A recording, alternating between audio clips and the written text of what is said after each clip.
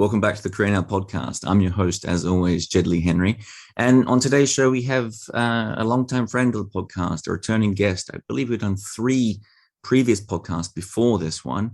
And I read this person's articles each week. They're fascinating. And of course, for the last few weeks, they have been focusing on, inevitably, on Ukraine and its implications for East Asia. So to talk about that, this is Brad Glosserman. Brad, welcome back to the podcast. Thanks for those really kind words, Jed. And I hope if the articles themselves aren't really necessary, are either fascinating, brilliant, insightful, or they're really helpful in putting you to sleep at night. Well, it's the first ones, not the last one. They really are interesting. And I encourage people to go and read them for themselves, of course. Now, on that, let's jump into it. Now, our first few questions, the first couple, let's talk about Ukraine, and then we can build this out to the view from East Asia and how it looks. Now, the first question, what are the proximate causes for this war in Ukraine? Because I've read your articles and you mentioned a couple of times. And every time you did, I was really happy that you did, because there's been a lot of discussion across a lot of media about these causes, and people throw words around like NATO and, the interconnectedness between Ukraine and Russia and Putin's grand designs for a new empire. And you mention here that what has often been missed in here is that one great fear of so many autocrats around the world, that is of a thriving, or perhaps not a thriving, but a burgeoning democracy on their border. Yeah, that's it. You nailed it. I am good. The answer to your question is the proximate cause of this war, or the cause of this war, proximate and otherwise, is the belief by Vladimir Putin that Ukraine is a threat to him. Now, he characterizes that threat falsely, right, as Nazis running rampant, or more recently, biological weapons, which is not true, or NATO using it as a springboard. He argues that it is a physical threat to Russia, which is just complete and utter nonsense. But that doesn't mean he doesn't believe it's a threat. And I think he believes it's a threat precisely in the dimension that you just read, which is it offers the people of Russia and others nearby that he and other autocrats would prefer to dominate. It offers those publics an alternative model for society and state that says people have the right to do as they wish, that they wish to be, if they get to choose their government and they get to choose their leaders, and that they should be parts of democracy. And that is that is a real threat to Putin, not Russia, but Putin. And thus he has to crush it. And so I would argue that is the motivation for him. And of course, it's backstopped by the belief in Putin's mind and other Russian nationalists that there is this Mother Rus concept of which Ukraine is an utterly integral part, and there is no Ukraine without Russia, no Russia without Ukraine, and to think of them as separate states is wrong. That's of course historical fantasy, but it doesn't mean he doesn't believe it. And but the real issue, of course, is just this notion that Ukraine offers an alternative model that would ultimately undermine the source of power and Putin's legitimacy and authority. How do you think the war is going before we get into the East Asia questions? How do you think it's running? Of course, it's running badly for the Russians, but, I was reminded yesterday by someone that, their war in Chechnya lasted 2 years and they just stuck it out. So how do you see this unfolding? Well, badly. Mind you, I'm half a world away, so I'm as dependent as you are, and most of our readers are on accurate assessments. And so it's very difficult to tell, not only because of the particular information silos we're in, but because conditions are changing. But the bottom line is that Putin clearly believes that he's prepared to destroy it's like we said in Vietnam, they'll destroy the village to save it. He's prepared to level Ukraine to save it. And he's clearly demonstrated in both Chechnya and Aleppo and Syria, et cetera, that he has no qualms about just a complete destruction and loss of human life, innocent lives, and those of civilians. And so the idea the danger, quite frankly, is that as the stalemate progresses, and if there are reversals, which there, again, the reporting seems to suggest that you're seeing Ukrainian forces actually take some territory back, that he will become more desperate and even more destructive. And the sort of inhumanities and atrocities that we've seen are merely a taste of what is to come. So the truth is, weirdly, grimly, sadly, tragically, is that the worse the outcome for Russia, the worse the outcome will be for Ukraine.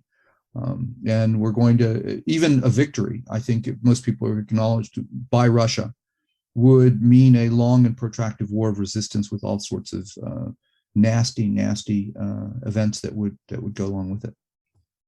Now, when we talk about East Asia and the countries we're going to speak about, a lot of that is going to have implications for China and the analogies people draw between China and Russia. So let's start with China by itself and the Chinese view of what's going on in Russia. And of course, they've attracted a fair amount of criticism. People see the end of the Olympic Games and then this invasion as if they're in cahoots. And of course, China have been very loath to call out Russia from this. So how do you see this? Because China, of course, also have a reputation to think about in the world. At least, at least in terms of the language they use, they talk about the need of sovereignty, international national sovereignty, and territorial integrity, and things like this. So, are they walking a tightrope of a kind, or how do you think the view from Beijing is of the conflict in Ukraine? There's a bunch of levels to that. I'm going to see if I can do this in a coherent and structured fashion, and you sort of alluded to all of them. So, first, of course, there is the reputational piece of this, as you put it, the claims that the Russians told Xi ahead of time, reports that the Chinese are prepared to help the Russians bust sanctions or provide raw materials or provide military supplies. I was in a conversation with some Chinese scholars earlier this week, and they all denied all of those accusations. And when even presented with a Russian embassy statement in Beijing that said essentially that China had agreed to supply and to help out, their response was, well, who are you going to believe? Which is more credible, what we say or what the Russian embassy says? So the reputational damage that China is sustaining, taking is severe. But let me qualify that, because there is a great amount of reporting, and I think it needs to be understood that the UNGA vote, again, that condemned the resolution was 141-5 with 35 abstentions, 38, I can't remember. And many of there is a substantial body of people, countries in the world that are in fact staying on the fence and that have not condemned Russia. Virtually all the countries of Africa, a number of other countries that we would have thought would well have voted to condemn. They all have their reasons, and I'm thinking of India and Israel to name two. But nevertheless, they acted as they did, and that creates some interesting fissures, I think, that we have to acknowledge. So there's the reputational costs. Number two, the idea that that China would learn from Russia and emulate it by changing a border problem by force, unilaterally resolving it. In other words, invading Taiwan. I think that's off the table now. Clearly, the lesson that is learned from this entire incident is that this is never as easy as you think. And that I think Russia has given China a very good demonstration of why it should not, in fact, proceed on that way. The Chinese, of course, denied that it was ever an applicable analog. But nevertheless, all the evidence, which this is my third point, suggests that this has been a tremendous strategic blunder on the part of Putin, because, and this is the third point, he's managed to rally the world. There's the NATO response has been far more aggressive, far more united than he anticipated. I think he shattered all the illusions that the West was decadent, that that Biden was weak, all of the assumptions that suggest that it was going to be not only in the tactical sense of the invasion, but that the way that the world would respond to this would just be weak and ineffectual. All of that's been blown out of the water. And so clearly the Chinese, I think, have learned that lesson and are going to suffer for it, frankly, because I think most people look and are equating Beijing and Moscow. So in that universe, Beijing is being discredited as being tarred with this particular brush. And which opens an interesting door as to whether there's an opportunity here for some creative diplomacy by Beijing, which in theory exists, in practice I'm sure will not. We could talk about that if you're so inclined. The fourth point that I would make on this is that I think what it's also done without question is framed the relationship between Moscow and Beijing in ways to China's benefit. It is, I think, now clear to the entire world that China is the junior partner. Or I'm sorry, that China is the senior partner, Russia the junior partner in that relationship. And that has got to both, I think, gratify folks in Beijing, irritate people in Moscow, and I think could, in its own way, sow some certain tensions into that relationship in the time to come. There's been a lot of talk in the media, as you mentioned there, about the illusions between China and Russia, and of course those tight similarities there. But there's been a strain of analysis from people in Japan, actually, some people that I read myself, saying that there is a difference of a kind here, that China has more to lose in the international sphere than Russia does, not just because of its size, but perhaps it has more buy-in to a rules-based international order than Russia ever did. How do you see that? Is that the way it is? Is the Chinese economy so much more interconnected that it needs the world economy in some way, and that Russia has developed some sort of boldness from its own isolation? Well, I mean, yes and no. Yes, that the way you describe it is correct. And if you look at Chinese behavior over the last couple of decades, by and large, what you've seen is China trying to reform and work within an international order that it has benefited from largely. The Russians' attitude has been the hell with it, let's blow it up, and when they're not too worried about it. And that's a key difference. And that, I think, would back the comments that you just made. On the other hand, the Russians have still taken a tremendous hit. And so with limited integration in the international order, they're still managing not only to what looks like an undoing of 15, 30 years of economic integration into the West and economic advancement, but the cutoff of high technology is crippling. They're continuing to cripple not only their immediate prospects, but those of the future. And so, yes, it has been a very cautionary note. On the other hand, I think I'm on my third or fourth hand at this point. On the other hand, it also confirms to the Chinese the need to limit exposures and vulnerabilities in the international system. So you'll see a doubling down on the indigenous production capabilities, the development of shock absorbers, every possible device that exists or could exist to minimize the capacity of external powers to cause pain to China, to influence its deliberations in precisely the ways that they're doing it for Russia. Do you think this will continue, as you touched on a little bit there, do you think this is going to continue this shift towards diversifying supply chains and things like this? Because, of course, there was this moment, I guess, a year or so ago when China was being criticized for its output, for its behavior around COVID. And they pushed forwards this strong stance on, I guess it was economic coercion, and countries like Australia suffered a significant amount here. And, of course, they began to pay a price for this China, because countries like Australia began to then diversify their supply chains and along such lines. So do you see this as another step towards a broader diversification of international supply chains, and therefore less reliance on countries that are perhaps autocratic or totalitarian, or countries that you don't want to be reliant on? Absolutely. But it's working in both directions. Number one, of course, the Western countries, as you identified, are moving away, worried not only, of course, about proliferation, about this reliance in general, but also because of geopolitical instabilities that, even if not intended, are side effects of these political systems, seem to be at least. And thus, you don't want to take that risk, even if you're not worried about the ideological component. There's just the practical consequences, if you will, of this state behavior.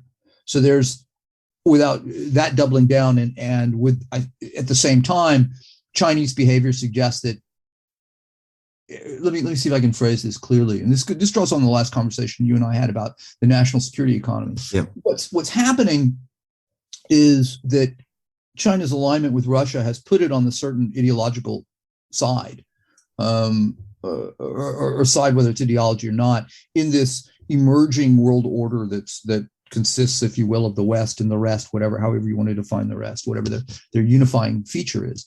And so Western countries are now seeing that there's a potential for conflict in one form or fashion with these other countries.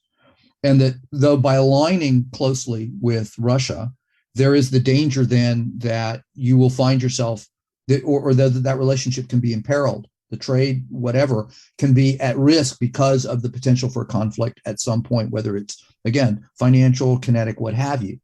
And so the decisions by governments like Beijing to put themselves close to Russia means, therefore, that we can't trust the trade with that X country, China in this case, or maybe India, if there's a worry about leakage. So you're going to have this, if you will, I think it's sharpening and hardening the divisions that exist in the supply chain and thinking about supply chains.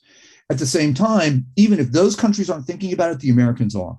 And so I think the US is going to be pressing. So you don't have to necessarily take sides against Russia, but for countries, for example, I think South Korea is one of the prime examples in my mind.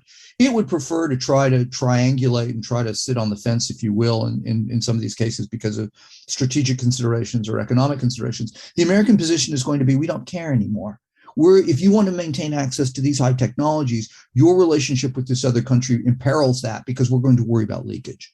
So I think that regardless of what the position of these governments is going to be vis-a-vis a third country, their relationship with the United States is going to oblige them to push on, to orient in certain ways and to adopt certain policies. And to me, that is just one of the pillars of this new national security economy that I've been talking about.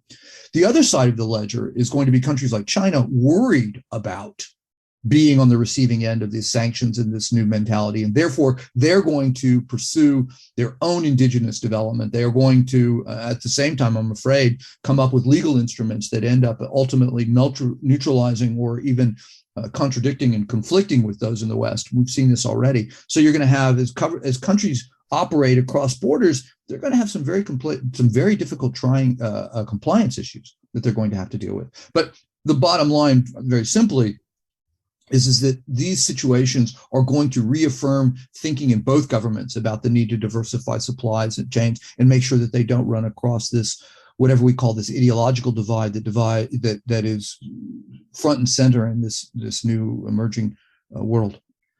In the short term, is there a price to be paid, and is it a significant price in East Asia? I know there's not a huge amount of economic interconnectedness between Russia and Southeast Asia and East Asia, though it does exist. And of course, I've been reading recently about the amount of agricultural exports that Russia sends, the raw minerals for things like semiconductors. Of course, wheat is, of course, the heavy one at the moment because it's Ukraine and Russia have about a quarter of the world's wheat production and things like this. So, and I read an article, and I'm not sure how serious we should take this, that China perhaps it could even face a food security crisis because of the risk there. So in the short term, what are the risks to East Asia from all this? Or is it mostly just the risk is going to come from inflation and rise in oil prices? Well, a lot of these goods are fungible. So even if you're not dependent upon Russian energy, if the Europeans cut it off, then don't buy sanctioned energy supplies, then the rest of the market, they're going to find that the rest of the market is tight anyway.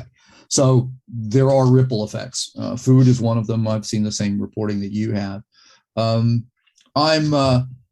There are concerns.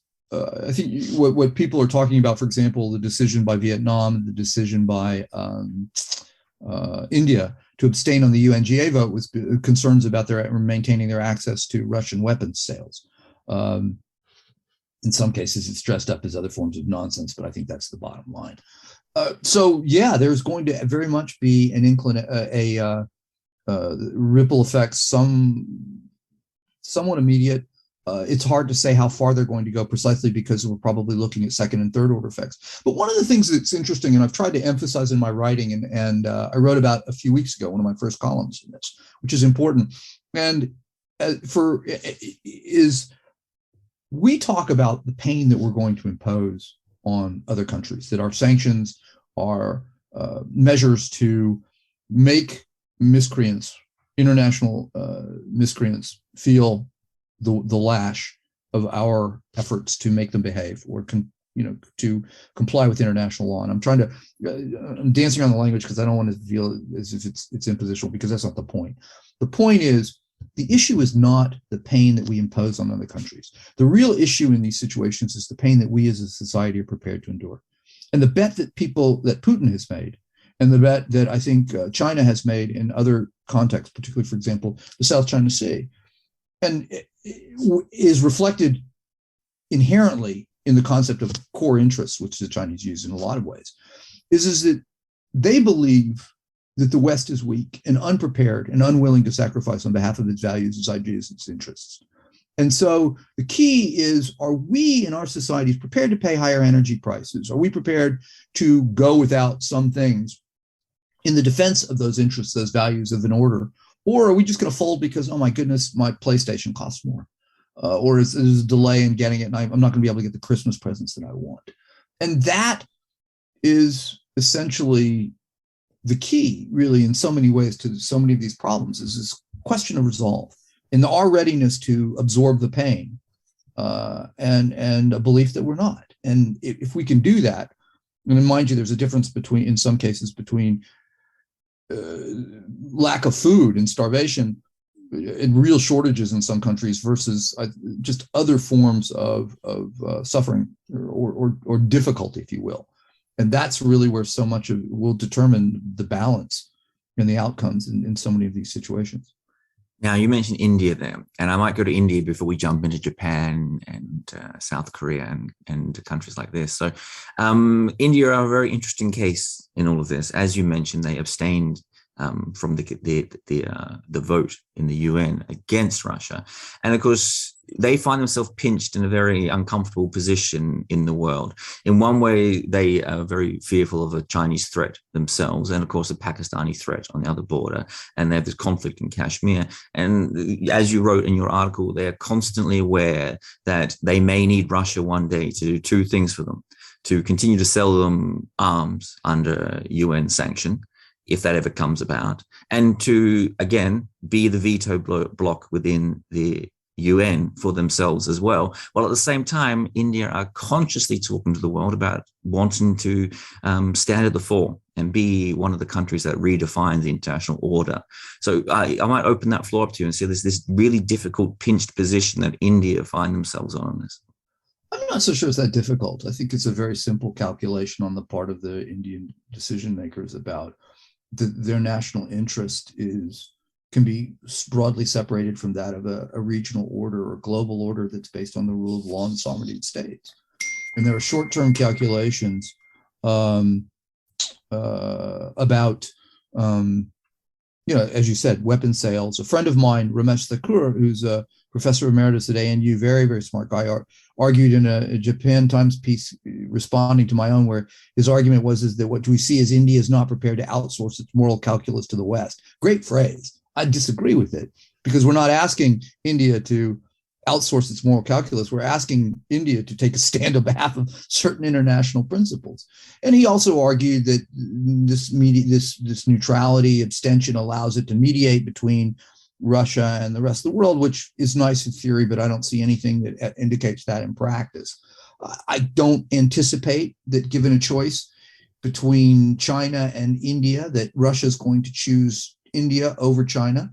A partnership. Why would it pay the reputational cost that China hasn't in a similar, if the roles were reversed, which is what we're talking about? I noticed, I was reading this morning that Wang Yi apparently is scheduled to go to Delhi and then soon, if not right now. And that ostensibly is being driven by a belief that the abstention suggests that India's position within the West, broadly configured, is not as solid perhaps as thought and believed, and this might be a wedge or an opening to drive a wedge and to see if it can put some distance between Delhi and, for example, the Quad, which China sees as a real threat. I think that's fantastic, meaning as in fantasies, but it's indicative of the way that countries are looking at all this and jostling for minute advantage. And I think missing larger sets of issues that really are more, over the longer term, certainly more important and more definitive in the way that shaping the way the world is going to work. And the bottom line is that if India abstains in this particular moment, what is to prevent China not from taking Taiwan, but from just making a unilateral, when it feels the balance of forces are in its favor, making a unilateral change in the border, the line of actual control in Doklam or other areas of the contested border. And it's essentially India's abstention says is that the rule of law isn't a big deal, at least not for a large country for us, and the tactical considerations prevail. I have a feeling that there are far, far, far less countries prepared to defend India's border with with China than there are the Russian border with Ukraine. So it sets, I think that's a very narrow and short-sighted calculation. So from India and China, I'm going to transition to Japan, and I'm going to do so through a very interesting statistic that I read in your article. It's from the Munich Security Index, and a poll was ran across citizens around the world about how optimistic they felt about the next decade in terms of military, the environment, political situation, economy, a whole range of factors. And it was only India and China that had a positive view overall on average of this. And of course, the most pessimistic view of the next decade and the future of their country came from your country, which is Japan right now, where you're based. So what is the view of Japan on this? Of course, they have a fairly new prime minister and traditionally have been non-interventionist and not wanted to get involved in these kind of things. So how has Japan's response to this unplayed? Well, before we get to Japan's response, remember you're talking to the guy whose last book was Peak Japan. Yes. And one of the corner of my analysis has been not only in the survey you cited from the Munich Security Conference, but numerous surveys before that just show the Japanese across the board as being unbelievably pessimistic and for a long time suggesting that their future is one of the darkest and demonstrating the bleakest outlook about future prospects. So all this strikes me as perfectly consistent. If the video was on, I'd be showing you my book. I'd be holding it in front of you. But as for the response to Russia, it's been salutary, I think, in some ways. And you're right. Let's restrict this to the Ukraine situation. The Japanese have been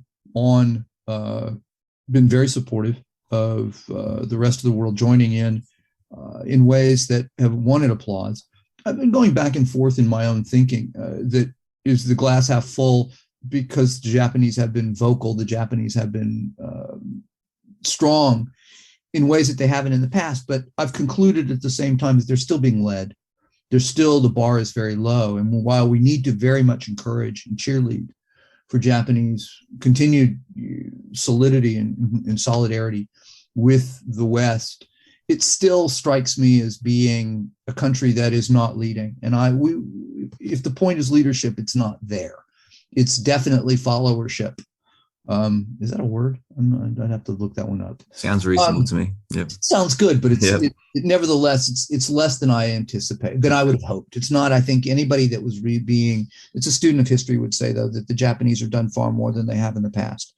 In regard to the specific context, and to go continuing on that, the Germans have talked about massive increases in defense spending. You're seeing the Finns and the Swedes talking about joining NATO.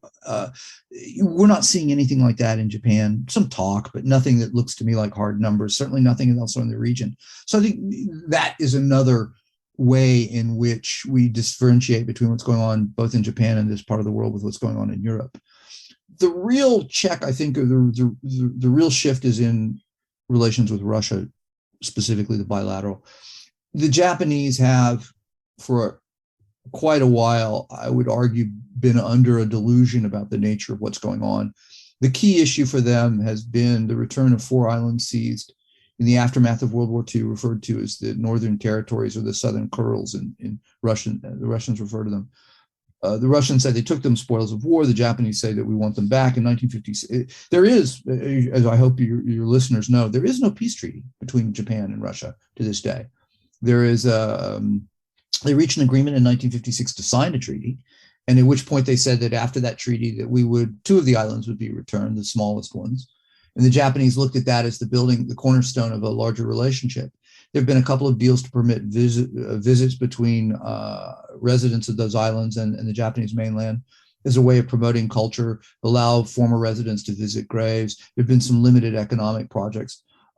In 2018, Putin met with Prime Minister Abe, and they agreed to sort of build a relationship go forward based on on that 1956 agreement. And unfortunately, and that sort of, I think, rebuild hope. And Abe had been really made the return of the Northern Territories a legacy issue for him. For him, it was a huge deal as a conservative nationalist, as a way of just bringing home, ending the war, and consolidating his position, which I think he's already earned without question as one of the great prime ministers in Japanese history. He also had strategic concerns. He believes that Russia needs choices. Putin needs choices. Otherwise, it will be forced into the embrace of China. And this was a way of preventing that. And it's also a way of shifting. If you get a good relationship that allows you to return the islands, then obviously what it does is you don't have to devote as much attention to the northern approaches, and you can focus on the threat from the south or South China Sea, the Taiwan Straits. All that was guiding his thinking. And he had some renewed hope in 2018. And then in 2020, the Russians changed the constitution in ways that say you're no longer allowed, you're forbidden from giving up territory, which you would think would drive a stake through the heart of that. But the Japanese refused to take that for frankly what it meant, felt as though Putin was a strong enough leader to override the constitution if he so felt, which may have been true, but ignored the fact that Putin's inclination was to take territory, not give it away. So I think what's clearly happened in the aftermath is the Russians earlier this week said they were going to suspend all negotiations on the peace treaty because of Japan's anti-Russia position, blaming it for this turn of events. And as a result, the Japanese have been forced to recognize that their policies were built on fantasies and are unable, I think, to pursue them. And so we're seeing some new realism in the relationship, and that is good. I really hope you're enjoying this episode of the podcast, and I apologize for this interruption, but I'm just going to take this moment to remind our listeners that we've made a conscious decision here in the Career Nap podcast not to run advertising in any way. So if you do enjoy the podcast, and you listen regularly, and you do want it to continue, it is important that you do your best to support us at the links below, or by sharing, liking, or commenting on the podcast across social media. All your help in this regard is invaluable. And now back to the episode. So if we were to publish another edition of Peak Japan, would there not be a chapter? Now, this is quite hopeful for me. This is, I imagine this is not the case, but would there not be a new chapter at the end or a postscript at the front saying something along these hopeful lines that the invasion of the Russian invasion of Ukraine exposed a lot of illusions in the world about the post-Cold War rules-based order and the viability of nations, and the idea that boundaries and international borders are now sacrosanct. Now, this exposed this for countries like Japan and countries like Russia, like Germany, and now suddenly shaken, and Japan is suddenly shaken awake and begins to act on the international stage based on its values, its actual internal values, ones it holds rather than ones it's forced to profess, the actual deep liberal Western values that it holds, whether it's shaken awake and suddenly becomes the country that it could be, and in any hope destroys the thesis of your book. Is that a chance or not at all? No, it's not. Jeez, dude, give me a break. No, I would say I depends on how much you want me to pick apart what you just said. As a general statement, the answer is no. We couldn't say that now. I would, for a bunch of different reasons. I would, Is there any glimmer of hope at all with the new prime minister? Is there a glimmer? No. Is there the potential of a glimmer? Yes. Okay. But I would take issue, Jed, frankly, on the idea that the Japanese deeply hold these values. I think the Japanese are concerned about, the Japanese concern is that China will do to them what Russia did to the Ukraine, taking the Senkakus, taking Taiwan eventually, asserting a sphere of influence precisely as Putin would like to do, and believes is his right in Europe, is what I believe the Chinese want in Asia as well. It is a purely strategic calculation. And I think that had this not been such an egregious breach of the peace, had the invasion gone as quickly as it had the West not united the way that it done, I would not be surprised to see Japan taking a line that wouldn't be an abstention in the UNGA, but it would be a midpoint between Delhi's position and Washington's position, closer to the Europeans. They just don't have that luxury at this point. So I'm not seeing the leadership from Japan. And that is a function to some degree of if Abe had been prime minister, or maybe Taro Kono had been prime minister, then you might have seen something more forward leaning. But Kishida's not that guy. He went to India, and maybe there's something there, but that didn't work. There was no big result from that particular trip. I'm just not seeing the commitment to larger institutional interests, I'm sorry, I'm spacing. I want to say normative interests and normative beliefs in the ways that we would have anticipated from a real leading country, nor the sharp changes, for example, in defense spending that I mentioned earlier. And this goes back to my concern, evidenced in the book and sadly made real in the last 2 years, is that the door in the Kante is spinning. 2 prime ministers in 2 years, 3 prime ministers in 3 years, if you like that, in 2 years. That's not good. And the leadership, Kishida has reverted to the old style of LDP leadership, which is not forceful. People keep saying it's going to come, and it's going to come, but there's always a reason why he has to put off leading and follow the group for one political explanation or another. And right now, it's the upper house meeting election that's in July. I'm not optimistic. It's hard to be optimistic. I'd like to be optimistic. People find it weird, but I'd like for Japan to be wrong. Sadly, though, the surveys about, as you say, pessimism suggest that the Japanese as a people are not largely concerned with the world beyond their borders, except as it absolutely directly affects them. And I don't see that shifting in that universe for all sorts of reasons. And we're leaving out discussions of the economy, of society, et cetera, that reconfirm some of my key points in the book. Sorry.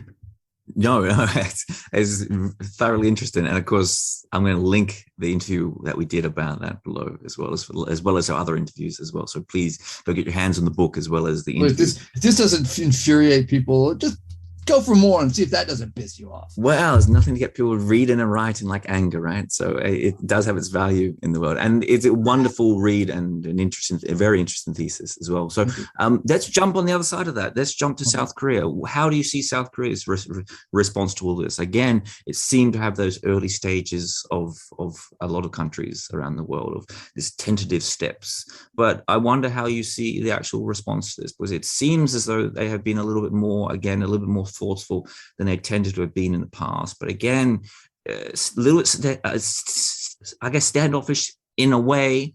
And you mentioned in one of your articles that Seoul have been willing to break some international, I suppose, international regional reciprocation and kindness that you might expect with countries like China, and upset China by buying and setting up THAAD defense systems and things like this. So do you think Seoul are more interested in this rules-based order and standing up for these values over this, or are they just in the same boat as Japan and simply have a different veneer pasted over the top? I'm not following South Korea as closely, but I think you've caught it well. My sense from a distance is yes, Seoul is conflicted. Yes, Seoul would prefer to stay on the fence a little bit more than it has, but it has been pushed hard by the United States. It has conceded to that its strategic interests, certainly in the Moon government, the strategic orientation that would oblige it to be closer to China is one that persists. Yoon, it'll be interesting to see if President Yoon changes that, how far he goes. And finally, the third point, in conjunction with the other two, is that continued access to the United States technology and stuff that, and this goes back to my point about the sharpening divide between the West and the rest, is forced Seoul to take positions that my understanding is, from what I've heard from various folks, that they would prefer not to have been forced to make the choices they did, and have done what they have somewhat reluctantly. You mentioned America there.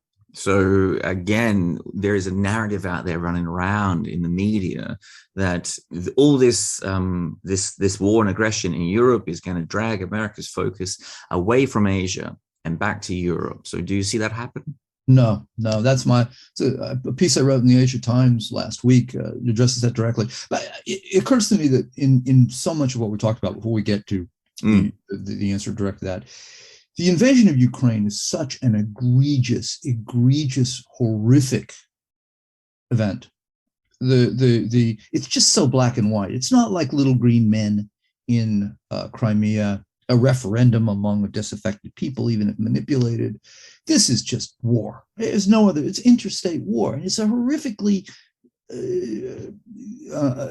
It's just been the scale of the tragedy as it's been carried out and executed is appalling, and there's no hiding from it. And unless you're completely blind and willing to be totally misled and blind as to what the causes and effects and where the rockets are coming from, et cetera, it's difficult. No, it's almost impossible not to just see this for what it is. It's one of the most black and white situations.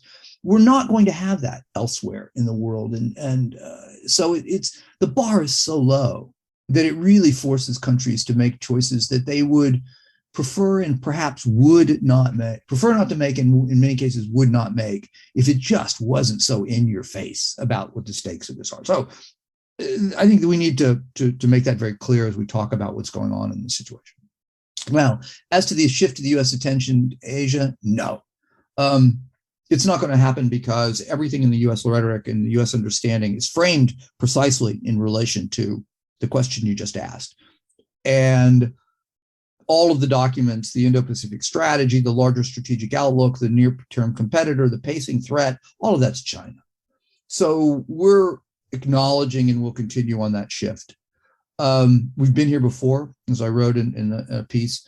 In 2001, when Bush came to office, when George W. Bush came to office, many on his team identified China as the threat and was swinging the pendulum, as I like to say, was swinging from a European focus to a China focus. But then September 11th hit, and the pendulum, as I say, got stuck over Central Asia and the Middle East when we went into Iraq. And that shift was delayed, as resumed eventually. The largest contribution, or the most important outcome that is likely to come from these events, is the revitalization of European sense of unity and a commitment to defense, understanding and appreciation, and taking up the burdens of European defense by European countries. What that ultimately does is free up resources that the United States might have to devote to Europe, and allows them to be used in this theater, in this part of the world. I've been arguing for several years, as Europe has evinced this interest in Asia, that the best thing that Europe could do would be precisely that, to take care of its own house, get its own house in order, and take care of events on its doorstep and back door in ways that would allow the U.S. to really focus more here. There'll be diplomatic support, but in the event of a crisis such as this, we would never be counting on the Europeans to provide forces. But in other ways, you'd be part of the coalition, et cetera. Yes. And so that becomes, that's really, the swing will continue. And the notion that somehow this signals a return to a European-centered security focus, no. We're going to pay more attention to Russia, but it's not going to stop us from addressing the real near peer competitor, which is China. What will it do to internal domestic politics in America as well as their foreign policy? Because for a number of years now, there's been at least a perception that America is turning the corner and having a kind of international withdrawal in a way, and stepping back from, just we're saying, standing up for its values in distant countries. And many people saw Afghanistan as an example of that and things along this line. So do you think that this will put an end to some of that, or is the actual domestic policy not an impact? Well, it has an impact, but not, I think, as you're identifying it. Domestic politics in the U.S. are just tricky. I would, first of all, counter the argument, in intent at least, the withdrawal from Afghanistan signaled disengagement globally. The point would have been precisely that Afghanistan was a peripheral interest, and thus what we did by withdrawing, if we had done it properly and not botched it, would have been to allow us to refocus our attentions on what really matters, again, peer competitor threats. I was reading the other day something that suggested that Biden, perhaps in foreign policy, one of his weaknesses might be that he really thinks he knows this well, which he does, and is not subject to challenge or question. And so we're seeing him make decisions that are very much consistent with his belief, and he's really firm in this in ways that perhaps previous American presidents have not. If you think about Clinton, W. Bush, Obama, H.W. Bush is probably the first that had the international background, focus, experience, and understanding that Biden does. So more confidence and more readiness to buck advice on that. And so I am not concerned, to be honest, about the larger contours of American policy and commitment, but the delivery is going to be another question, and the degree to which it can be sustained after a Biden presidency is another issue altogether. And who knows who will win the 2024 election, which then goes to the broader question, or the original point, of domestic politics in the United States. And as I think about that, we've seen the support for the Russians in Russia, and the disinformation about the causes of this war among certain parts of the right is extraordinary to me. But it's also managed, their support for this position has hardened, and at the same time, it's calcified and exposed and forced other members of the right that might otherwise be somewhat sympathetic to some of those people and some of their views, has confirmed that they're just beyond the pale. And thus, what it could be doing is increasingly marginalizing this particular part of the right in ways that push it out of the mainstream and help create a new consensus. The problem with that is, it's not a fringe that believes some of this stuff. It's a fairly substantial part of the party, I'm afraid, or the right, sorry. And I'm not sure that it's the consensus that's emerged on foreign policy is still fractured. And the GOP, at least, seems very, very determined to continue to tear Biden down and do its best to weaken him, regardless of what he says. So the notion, the idea that politics stopped at the water's edge, that famous shibboleth for decades, was always nonsense. But it's even more tattered and frayed. And I'm worried that the belief that the Americans are going to be able to sustain a position against this aggression is one that's subject to challenge, precisely because of the political points to be scored by going against Biden, by fighting him and just exposing him as weak, regardless of how that presents the larger question of American resolve. And then there's that issue, if you will, of, like I said, of resolve, and the degree to which higher gas prices that result from this are going to be used as a cudgel to beat up on the president, the Democrats, and thus perhaps fracture whatever consensus exists against this invasion. Well, can I ask about that, actually? Perhaps if it's not used as an attack, I wonder, again, I'm thinking of your book, Peak Japan here, whether there is a peak Washington or a peak America analysis of this, of whether those, because this will have an impact of some variety, whether it's on gas prices or inflation or whatever it may be. And of course, the polls in America that I saw were kind of promising, actually, that a lot of people seem to be on the face value willing to suffer a little bit to defend Ukraine. But of course, gas prices and inflation are one of those things where every time you have to fill up your car every week, you have to go shopping every day. And each day you're consciously aware that it costs more than it did yesterday. So what do you think of the American resolve? Are we going to be talking about peak America soon based on the willingness of individual Americans to stand up for their values? Or are they a very different case from Japan? I think there's a whole bookshelf already on peak America. Without question. The question, number one, opinion polls about our readiness to support, to pay that price for resolve. I don't trust. You believe it? People say that in the abstract, and then they bitch and moan when it comes to actually paying, as you said, the increased price. It's not. One of the things that Biden has, I think, can rightly be faulted for at this point, and he deserves some criticism, but I think he deserves more credit than criticism at this point. He hasn't used the bully pulpit of the presidency to make the case to the American people about what it is they're fighting for and the sacrifices they need to be prepared to make and to make. He's not quite that good. He's not an Obama speaker, and he doesn't have the ability to address the country. And he's emotional, but he doesn't soar in certain ways. It's a personal as opposed to a collective sort of sense. And so it's difficult. We need that, and the world needs that. And Biden needs to address that component of leadership, which seems to be missing. Peak America. I mean, the problem with that is I'm taking a longer view, and I would say the U.S., in some ways has been on decline. Well, if you go back to Henry Kissinger, the argument behind détente was a way of managing American decline. So the unipolar moment, if the degree that existed at the end of the Cold War, quickly ended. The gap between the U.S. and all other countries has been closing. That's a success of U.S. policy.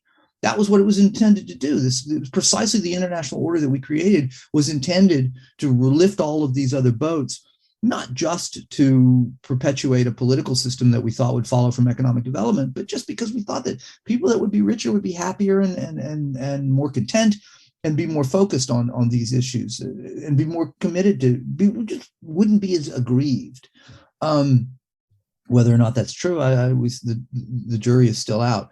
So the fact of U.S. decline, I think, is a given. What's interesting in what I'm arguing about, and what I think the really interesting conversation, which is part of the last chat we had in the book that I'm working on and wrapping up now, is the degree to which we're just fallen down in our ability to create a new order that reflects the objective conditions of the world that we live in. We've seen a little tiny hint of this in the way that Biden has been leading and not being in front. And you've got to be careful that Obama got shellacked for saying or his team did for we're leading from behind. But that's close to what it is. We need new models of leadership that reflect new ways of relations between states where advantages are dispersed, where capabilities have proliferated, where there's just new ways to think about how countries interact and new ways to work out arrangements of deterrence, of defense, et cetera. And we're just not doing that. It's something I've been thinking a lot about, trying to write a little bit about. But that's the big challenge, is devising a new order that reflects these new realities and these new relationships and the ways in which that leadership is going to be exercised at this time. And we're frankly just doing a piss poor job of it. Well, let's talk about that piss poor job and the supranational structure that exists here, because people watching from a distance have, I'm not sure how you view NATO, but some people view them as being weak over this. Some people have commended their response to this, but most people look at the United Nations and say they look like a completely inept organization as a result of this, as I've read a lot about the criticisms of the response of ASEAN in Southeast Asia. Now, a lot of the response from ASEAN and of course from United Nations is not just a condemnation of their courage or their willingness to engage, but they are limited by their institutional constitutions and their institutional arrangements. So I wonder how you think this will play out for this the new, perhaps if there is a new world order or whatever it may look like, or the changes in the future, what role are these traditional institutions going to have if they struggle to stand up and actually have meaningful action beyond condemning statements about real world horrors like the war in Ukraine? That's an incredibly complex question. We actually addressed some of it in our last talk, and there's just so many different ways to address it. Let me try. It's going to be a bit scattershot and perhaps a bit repetitive, but let me just frame the way I think about this. And on the most superficial level, you're right. The United Nations proved itself useless. And that seems to be the consensus view. The UNGA's vote was important. It was valuable, but I don't know what it means at the end of the day, other than telling us where people stand on these issues.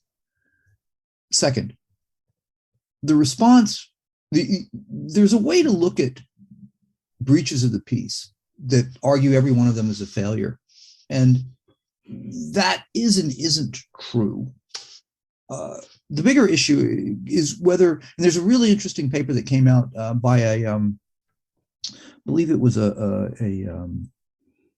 Dutch, no, it's an English professor. I just read it in the Hague Center for National Security Studies, which I was reading yesterday, that was arguing, it was about deterrence initiatives and arguing basically that you can have a military victory and a strategic failure. And that's what we're looking at.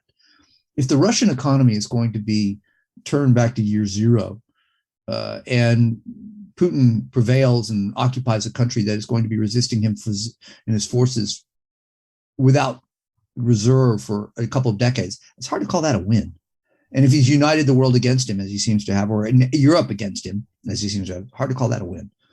So we need to be thinking, I think, not only about NATO, as you framed in your question, but perhaps just as important as the EU as a core component of defense and deterrence. And this goes back again to my other question about what the threat is. And if the Ukrainian people are happier and have a political system they like, and they have rules and an economy that's flourishing in ways that Russia isn't, that's the threat. Then it's the EU and not NATO that's the problem. So we need to be thinking, as again, then as I argued in our last chat, of deterrence and as a multi-dimensional competition. The military is a piece of it, but in the larger sense, it's more than that. It's political, information, economic, high tech is a piece of that. And we need to be looking at the ways that we can put together countries to build coalitions that reinforce the status quo, with the caveat, of course, that there are ways in which the status quo needs to be amended to address the new power disparities, et cetera, that I'd mentioned a few minutes ago. And so the international order that we need to look at is one in which these countries are working together, identifying their priorities, the ways that they see the best way to interact together and deterring other countries, and doing their best. And we're seeing that to some degree, frankly, in the Quad, where you have, and in AUKUS, which, as I've argued before, the attention in both of those is the in-your-face military piece, whereas the economic cooperation, the high-tech cooperation is really vital. We see that too in the Transatlantic Trade and Investment Council that have been set up. So all of these other ways of coordinating action and demonstrating, the failure for Putin may well have been he thought that the West was weak, to take our conversation full turn. His calculation was, I can take this and the West isn't going to do anything. And he was wrong. He was wrong he couldn't take it. And he was wrong that the West would do something or wouldn't do something. And it did. And that if that had been signaled in advance, and there wasn't doubt about what the nature of the Western response would have been, there's a real good chance he might not have gone that far. And maybe we would have seen a repeat of Crimea rather than an invasion. We would have seen these little green men in the Donbass. And so that seems to me to be the way we have to be structuring our response and thinking about international organization and reorganization to strengthen an international rules-based order. Now, I don't want to, in my next question, I just want to preface it. I don't want to diminish the amount of suffering that the Ukrainians are going through. And it's hard to say this without having an implication, but they are doing a wonderful job of repelling the Russians. They're doing so at a huge cost to themselves, and they're not nearly getting enough support, at least in my opinion. And But there is hope that that does project around the world. So my next question would be around the smaller countries in the region, the ones we talk about less, the Philippines, the Vietnams, and countries like this who do have territorial disputes with a country like China. So do you think the response of a country like Ukraine, which is significantly outgunned, outmatched in a number of different ways, but yet can dig in and really bleed a country like Russia despite their limitations, do you think this would fill countries like this with hope that they can stand up to China, not just economically, but even if it comes to a military confrontation? That's a really hard question. And it's hard on so many different levels, not least of which the horrific, the slaughter, the atrocities, the tragedy, the incredible pain that's being inflicted upon and suffered by the Ukrainian people. And you don't wish that on anybody. It's to take the Philippines. The problem with some of this is, do you see Duterte rallying the world the way that Zelensky has? Do you see the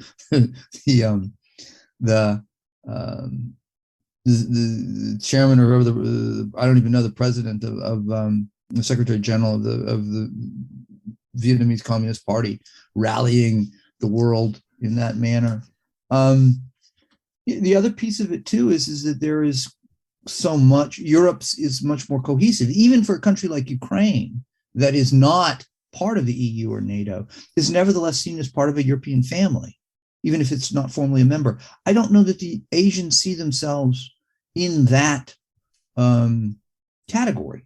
They don't see themselves as being that defined. And again, it boils back down to, are they going? Sorry, let me think of a way to say this coherently.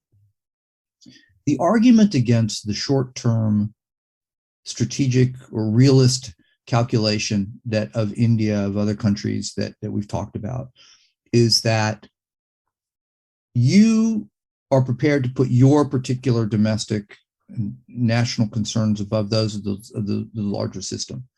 And if you think at one point that you're going to be on the other end of the spear and you're going to be facing that same dilemma, why is any other country not going to make the same choice that you just did and say it's not my problem? Mm. And so I'm afraid that is going, in many ways, for countries of Southeast Asia, you're not going to have the commitment to a joint response. You're not going to have the international rallying, if nothing else, because they're going to say, when you weren't prepared to make that sacrifice on somebody else's behalf, why should they make it for you?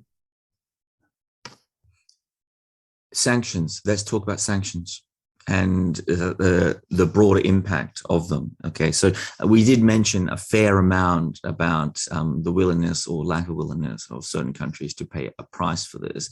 But of course, let's talk about Russia itself as the target of these sanctions. Now, they spent an awful lot of time and resources trying to sanctions-proof their economy. And before the conflict happened, a lot of people were talking about just how sanctions-proof they were, until it turned out how committed the certain countries were and certain institutions were to sanctioning them. And then those sanctions were at such a level that they destroyed a lot of those cash reserves or the ability for Russia to use a lot of those cash reserves that they had been building up here. So the question here is how significant do you think this is? Because I imagine a lot of countries or autocratic countries around the world probably have a similar or had a similar idea to Russia, that we should build up a sanctions-proofing ability in case at some point we suffer a similar blowback here. Do you think there is a message in this that you're not as protected as you hope you would be? Yes, but I don't think other countries are going to go as far as the Russians in terms of trying to sanction-proof their economy. They don't have the ability to do that. And yes, the West surprised with both the depth, the severity, and the speed with which they imposed the sanctions. The notion that they would seize those foreign exchange reserves. I mean, Russia thought it had $640 billion to sit on, didn't realize that it had to literally be sitting on it for that money. Yes. So without question, there's been I don't see how, in the face of, again, however, a violation of international law that is as egregious as this one, and has become worse as time goes on, There are very few of those that are going to match for skill and Syria. I mean, we haven't done to Syria, frankly, what we've done to Russia. And that's because why? It's a president killing his own people. I find that an interesting distinction. So I don't think the question isn't whether we can survive the sanctions. The question is whether the rest of the world is going to bother with the sanctions. And so if you see the distinction. Do we need an off-ramp here? There's an article, I think it was one of yours that I read in the last couple of weeks, and there was an expert on there talking about the need for an economic off-ramp. So we've been talking a lot about how does Putin back out of this conflict militarily and save some face, or what is the off-ramp in this to, leave saving face aside? How do we get out of this situation? And we need an economic off-ramp in a way as well. So is that a significant thing we have to be calculating here, just how much we are dug in over this? Absolutely. But we need an off-ramp militarily, diplomatically, economically. You have to give your adversary a way to disengage, disentangle, retreat that is saves face. I mean, you can't afford to utterly humiliate a country and a leader, not when they got nuclear weapons, for God's sake, but in any case. I mean, even look, the classic example, of course, is humiliating Germany and after World War I. So there has to be some measure, some way to entice or incentivize Russia to change its behavior. The problem, of course, is convincing them that if Russia acts, that it will be sufficiently rewarded, and B, that it will only be rewarded if it acts. So in other words, that you don't lift the sanctions and then the Russians just turn around and reassert themselves and commit new atrocities. It's a tough process on both sides, but absolutely, you've got to figure out a way to in this and in every other situation, you've got to figure out a way to disengage and make it palatable to both sides. So with our last couple of questions in mind, I might start with the pessimistic one first, and that is how is this going to get worse into the future? I know you wrote recently that we should be looking out for cyber attacks on all sorts of institutions around the West as a result, and of course the war in Ukraine is still ongoing and has plenty of ability to escalate. So before we get into the positives, how should we expect this to get worse before it gets better? Should expect or could expect? Should. Let's go with could. Yep. Cyber attacks is one. If the battle is retrenched, it drags on, the Russians will, I think, resort to more desperate tactics, whether that is more destruction, whether that is biological, chemical weapons, perhaps tactical nuclear use. All of those, I think, have to be considered to be on the table. Even if there isn't the use of biological or chemical weapons, these accusations regarding Ukrainian U.S. biolabs as a way of continuing the war because they have to find them, just as the U.S. went into Iraq to stop Saddam Hussein. It's a way of dragging this out, and I would not be surprised if, in fact, they find them somewhere, as they claim to have, to justify what's going on. Longer resistance means more desperate tactics on the part of Russia, and so we need to figure out a way, as I said, to find an off ramp. But it's not. And the other thing we have to be prepared for is a shift that somehow the will of the Ukrainian people breaks. That there's enough some advances in some of the military situations where you have breakthroughs, and the Russians. It looks, you asked earlier about how the situation looks. It looks like a stalemate, but it could shift quickly. And if it does, then we need to be prepared for the deflation and horror and everything that comes with the possibility of a Russian victory. So all that's possible. Let's talk about the positives then. And there was an article you wrote with the title, and I never heard the phrase before, called Westlessness. And this was this, I'll actually let you explain it, but in the first paragraph, you went through a number of things talking about COVID and climate change and refugee movements and economic uncertainty and things like this. And then you bring in this phrase, and actually, I'll hand it over and I'll let you explain what it is and whether there is any hope that this is not going to be a paradigm in which we're stuck under. Well, Westlessness, again, is not mine. It was the theme of the Munich Security Conference, not this year, but last year. And they have, this year, I think it was unlearning, the theme was unlearning helplessness, which was an attempt to go through those factors. And Westlessness meant for them, it's obviously a play on restless, which this sense of unease and anxiety that was in many cases, so many of these developments, but of just this growing notion that the West had lost its way, that it had lost its position in the center of as an organizing principle. And remember, this is primarily a transatlantic audience, so the West is for them the be all end all of everything. For the rest of the world, it's some real navel gazing, I'm sure. But it was this notion that the West had lost its prominence, the West had lost its confidence, that it was no longer playing the role in the international system that it had, but it also reflected this sense that the West had lost its own way internally, and that you had disrespected disengagement on its own values. And this goes back to the rise of the authoritarian right, support for illiberalism, et cetera, and that this was contributing to this erosion of Western presence and values, et cetera, in the global order. So that's what Westlessness was. What is the optimistic take? I'll jump on that. Did that answer the question sufficiently? Yeah. Good. Okay. So the optimistic take, where does this leave us? I mean, ideally, in an ideal world, what happens? Putin comes to his senses. He recognizes that he's made a mistake and that he therefore needs to sue for some sort of peace. A couple of bones have got to get thrown his way. I find it hard to believe that he's going to give up Crimea. I find it hard to believe that he's going to give up the newly independent regions. He may get a promise about NATO and the Ukraine of continuing independence. That strikes me as the real realm of the possible, of perhaps the happiest settlement. And then you have a reinvigorated NATO, a renewed sense of purpose, new defense spending, new unity among the transatlantic community and in Europe. All of that. And you see ripple effects of that in Asia, where governments start to get more serious about collective security measures, that maybe you see more interest in trying to create some or invigorate institutions of collective action in this part of the world. That's probably a little more far-fetched, but the first bit I like.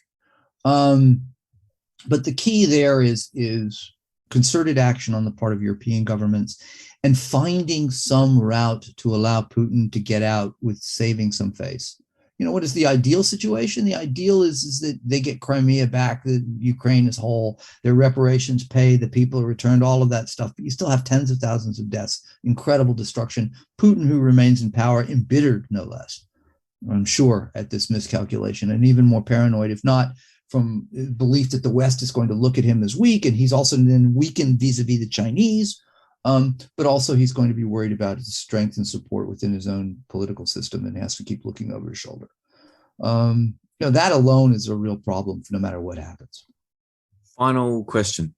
And you mentioned this, and I thought it was a very interesting way to look at the issue. And you referenced, I believe it was a French reporter, and as well as one of the founding fathers of the European Union. And I think I've got the quotes, but I don't have the names, so I have to forgive me here. But the French reporter said a new Europe is emerging, and this was a citation of Europe will be forged in crisis. So you spent one of your articles speaking about how we should be looking at this in the appropriate way, which is Vladimir Putin is testing us about how willing we are to stand up for the things that we claim are important in the world. So do you think that from crisis, something positive might emerge here, whether it is in Europe, whether it is in East Asia, whether it is in new international institutions or whatever it may be? Well, okay, provenance here. So the reporter was Sylvia Kaufman, who's the editorial chief of Le Monde. She was writing in the Financial Times. And the quote was from Jean Monnet, who was one of the founders of the EU, or at that time the European Community, the single market. If Europe, the jury's still out, is the best way, I guess, to answer this. We're seeing the argument was correct. Monnet's comment was correct.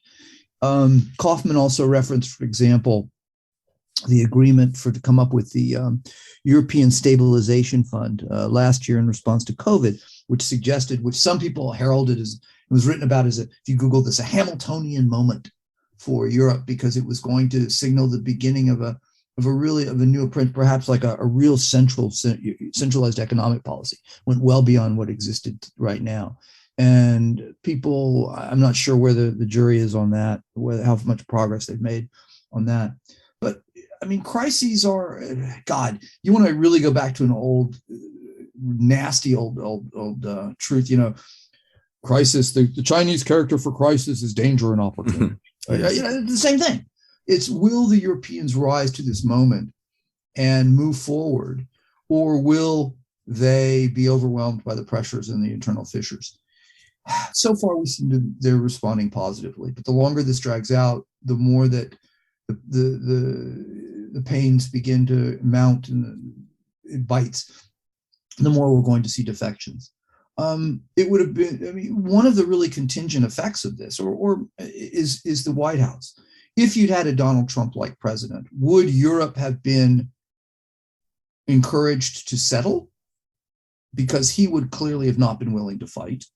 Or would it have stiffened its spine, and would someone like Macron risen to the moment and helped forge this greater sense of European unity? And it's curious. There's two other contingencies here, right?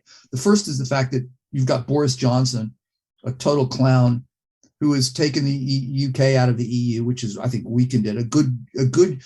A truly serious British leader could have played a great role in this. And so that's contingent, as well as the fact that Angela Merkel has just stepped down, who was, I think, seen by people have reported that she's the only person that Putin took seriously in Europe. And even she, however, was unwilling to recognize the potential geoeconomic uses of energy supplies as a tool by Russia. She would long downplayed the importance of the Nord Stream pipelines. Russia would never do that. Well, she was wrong. So there's a whole lot of contingencies here, and they're not over. So I would hope. I'm not, far be it from me to contradict Jean Monnet, and Sylvia Kaufman probably knows French and European politics better than I. It's positive. We're seeing far more unity and cohesion among Europeans than I think any of us expected. And this has the potential to be a transformative moment, but it only has the potential. It's not a done deal by any means. And it's going to require attention and work and sacrifice by the European people. And it's going to require assistance, help by the Americans as well. And we've all got to see in this, to hammer back a theme for the third, perhaps, and final time.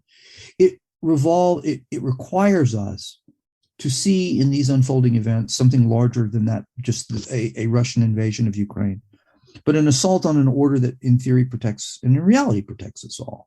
And are governments around the world going to rise to that, recognize that, and rise to the moment, or are they going to be comforted by narrow political calculations of national interest that are very constrained and risk that in some future engagement? And the irony is that they make that calculation because they can envision a moment in which they will feel the need to retain a relationship. In other words, India, for example, can see itself in a crisis that requires its assistance. And yet it's choosing Russia, if you will, over the larger international system.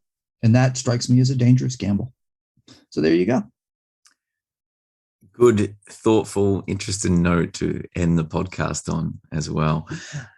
It's always a pleasure, Brad. And I must mention to people, I'm going to link below the podcast the 3 previous podcasts I did with Brad. One on the relationship between Japan, South Korea, and China. Of course, the second one was on his book, Peak Japan. And the third one was on the new national security economy, which I believe is the topic for your forthcoming book as well. Hopefully. So, yeah. If I can find a publisher and an audience that understands it. Well, when you do publish it, you must come back on the podcast. And it's always such a pleasure. And I will try and link below as well places where people can keep in touch with some of Brad's weekly writing as well, because I read it each week, and it was the basis for this podcast, and it's what sparked so much of my interest in the topic. So again, Brad Glosserman, such a pleasure. Thank you so much for your time. Thanks for indulging me. It's always a pleasure to talk to you, Jed, and best of luck to all you and all of your listeners.